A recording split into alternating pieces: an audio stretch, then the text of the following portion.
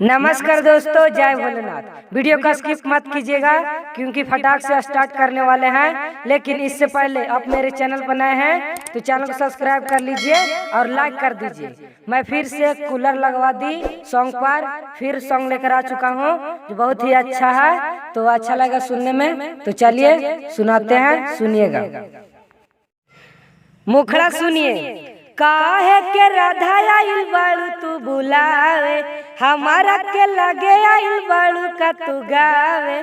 काहे के राधा आइल बाड़ू तू बुलावे, हमारा के लगे आइल बाड़ू का तू गावे।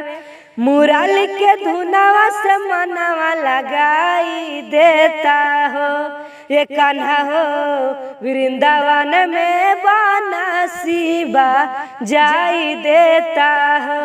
ये कान्हा हो वृंदावन में बांसुरी बजाई देता हो, ये कान्हा हो। फास्ट आंसर सुनिए।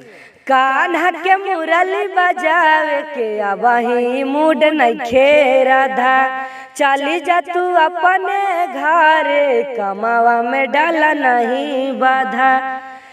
कान्हा के मुरली बजावे के अबही मूड नइखे राधा, चली जा तू अपने घरे कमावा में डाला नहीं बाधा।